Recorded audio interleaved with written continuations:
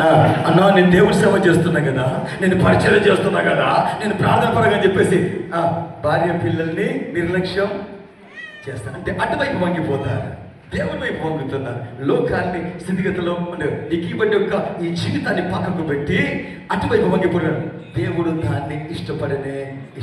బాగా గమనించారు. నీ క్రైస్తవ జీవితం ఒక తక్కడ అయితే, తరాజు అయితే, నీకు దేవుడు ఒక దాంట్లో బాధ్యత ఇచ్చినాడు, ఇంకో దాంట్లో యోగ్యత ఇచ్చినాడు.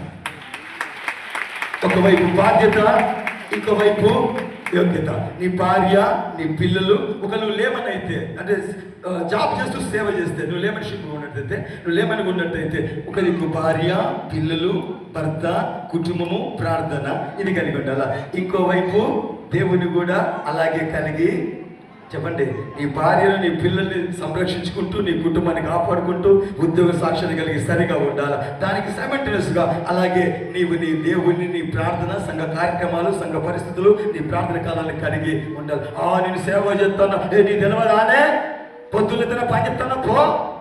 మనకు ఆయన వచ్చి నా దగ్గరికి, ఇద్దరు భార్య భర్తలు వచ్చారు కౌన్సిలింగ్కి. ఆయన ఆటో డ్రైవర్. గొడవ ఏంటంటే ఆయన ఏదైనా నాకు దేవుడి సేవ పిలుపుంది, నాకు ఆయన ప్రవక్త చెప్పినాడు, నేను సేవ చేస్తున్నా, నువ్వు నన్ను పని చెప్పాలి. ఇట్లా కూరగాయలు కొడతాడు, ఒంటి పెడితే మాత్రం పుష్టిగా తింటాడు.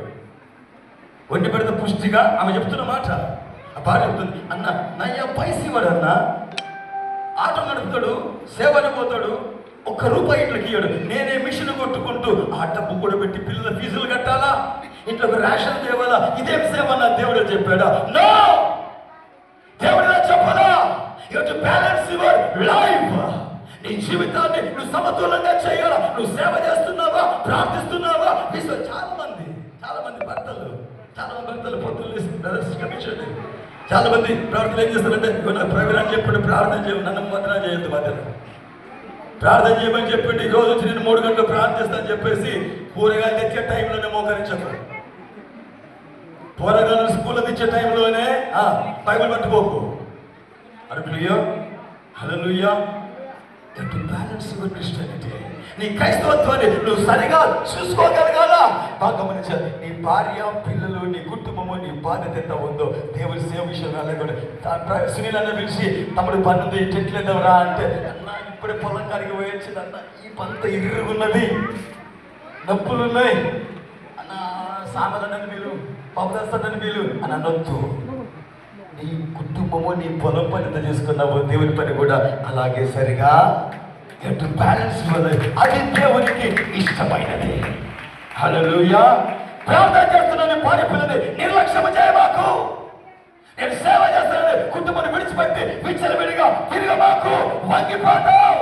ఎటువైపు నువ్వు వంగినా దేవుడు దాన్ని ఇష్టపడినే. ఎందుకంటే ఆ కుటుంబము, ఆ భార్య పిల్లలు దేవుడికి ఇచ్చిన బాధ్యత, రెస్పాన్సిబిలిటీ. ఇదేమో యోగ్యత. సేవ అనేది యోగ్యత, ప్రివిలేజ్, ధన్యత. చెప్పబరచండి. 2 సరి సమానముగా చెప్పండి. ఈ రోజులో చాలా మంది క్రైస్తవ జీవితాలు సమతులంగా ఉండడం లేదు, వంగిపోతున్నాయి. కొందరేమో వంగిపోతారు. ఇటువైపు దగ్గర చూసుకుంటే వారికి ఎంత సేవ పిలుపున్నా కానీ దేవుని పక్కన పెడతారు. దేవుని దాన్ని తెలుసు కదా, పిల్లల్ని చూసుకోవద్దా అని చెప్పేసి ఎప్పుడు చూడు పోరగాళ్ళు, పిల్లలే, సంపాదనే, బతికి అనుకుంటాడు. ఏం పట్టుకపోతారా బాబు? ఏది మనతో రానే?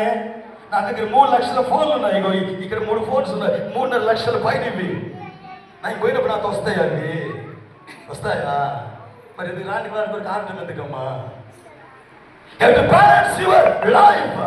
నీ జీవితాన్ని నువ్వు బ్యాలెన్స్ గా ఉంచుకోగలగాలి, సరిగా ఉంచుకోగలగాలి. దేవుని చేత నీవు హెచ్చరిక చేయబడుతున్నావు. హల్లెలూయా.